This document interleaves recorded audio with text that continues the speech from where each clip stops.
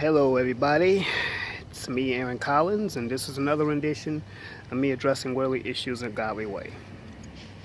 First of all, how is everyone doing today? I know I haven't been on here in a while making videos. I've been taking care of some personal stuff. Not to mention I've been away this past week in San Diego. I was working an event called Comic-Con. Yeah, but yeah, anyway, I'm glad to be back. I was glad to see you guys again. I missed you.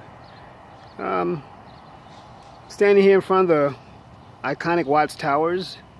These towers have a real good story behind them. So yeah, another part of the LA landscape. Anyway, got a lot to cover. Got a lot of things I want to talk about. One of these things I want to talk about is this whole situation involving R. Kelly. R. Kelly is no stranger to the media. He certainly is no stranger to controversy. He has a string of court cases behind him, as well as other incidents involving brawling, and the list goes on. But anyway, this latest case involves him supposedly running a cult, a female cult. He's holding women hostage. Let's give a little bit of backstory on R. Kelly. R. Kelly, his name is Robert Kelly, born and raised in Chicago. He has a history of being with underage young ladies. We all remember the two high-profile cases where he married Aaliyah, who was the late R&B singer, Aaliyah. She was 15 at the time. R.I.P. to Aaliyah.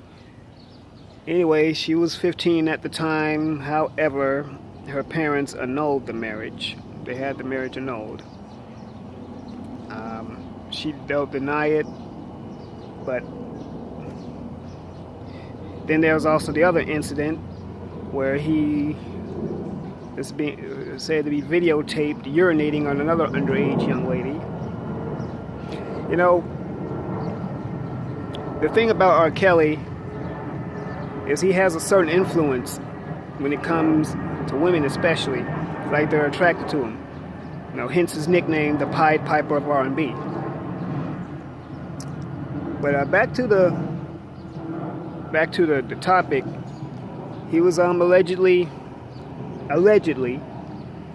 has some kind of ring, some kind of sex ring, or a cult, if I might say again, where he's holding these women hostage against their will.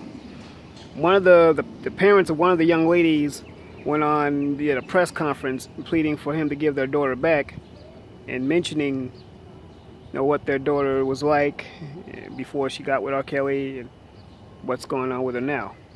However, the same young lady in question was on TMZ in another interview, and she was saying stuff to the effect that she's fine, she's not hurt or anything like that, and that she wanted to be there.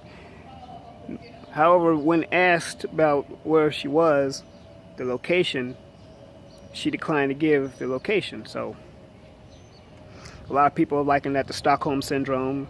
Stockholm Syndrome is defined as when the victim starts having sympathetic or empathetic feelings for their captor. However, I saw the interview, and the young lady seemed like she was doing fine to me as well.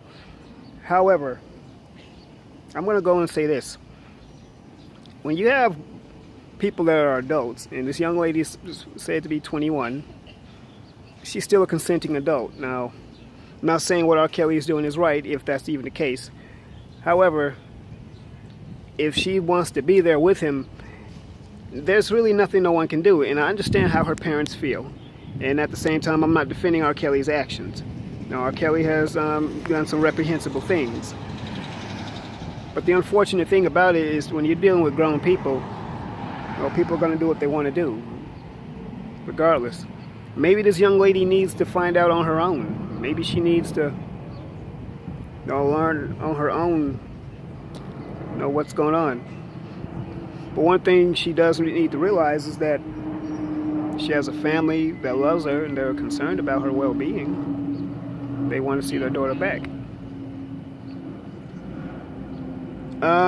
What else did I want to mention? I wanted to say something to the effect of high-profile black men in the media, such as R. Kelly, Michael Vick,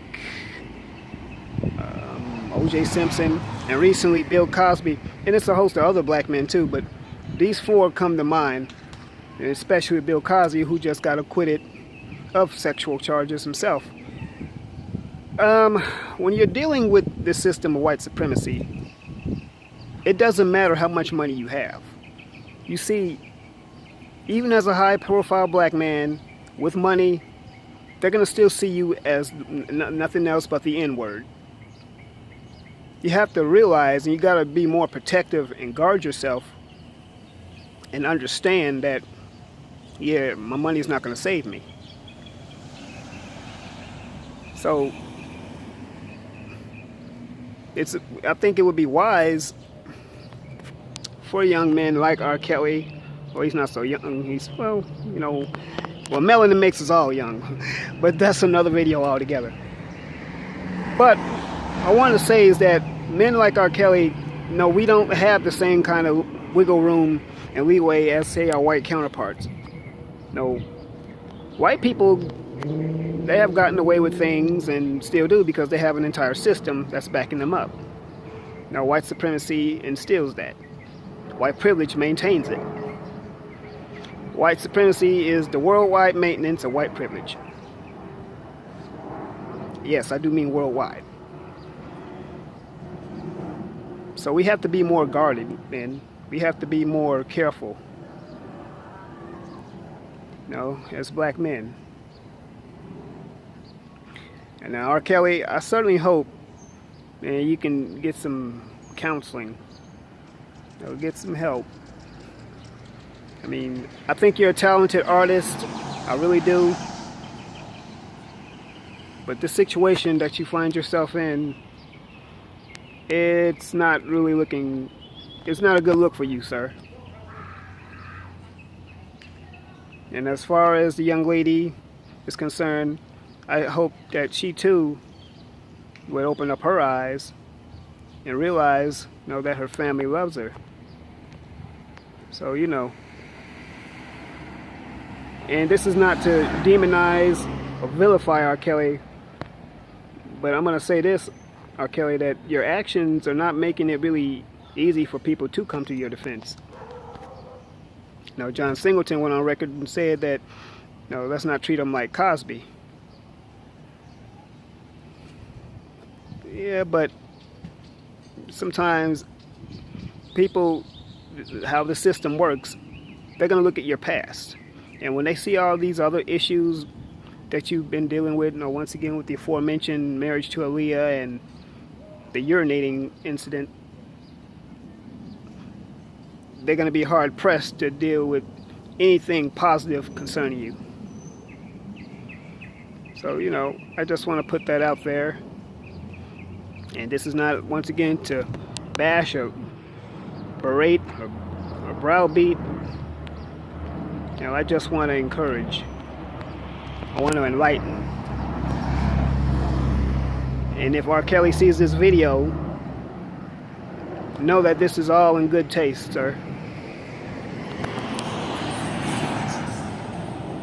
Yeah. I remember back in '92 when you first started with the band called Public Announcement. Yeah, I'm probably telling my age saying that. But once again, that's another story altogether. That ain't y'all business. Anyway, get some counseling, bro. Get some help. Talk to somebody. And young lady, go home to your family. They miss you. They love you. And that doesn't go just for you, it goes for all the other young ladies that are still there. Go home. There are people that love you and are waiting for you. Anyway, everyone, once again, I'm glad to be back. I'm going to try to put out as much more content as often as I can. I love you all. Y'all my audience. You all are the reason I do what I do. And not to mention, I just love to get on YouTube and just put something positive out. But anyway, like, comment, subscribe, share this video, and also when you subscribe, click on the little bell icon beside it. You click the bell, that'll give you notifications when I put out more videos. So with that said, God loves you, I love you, let's do life.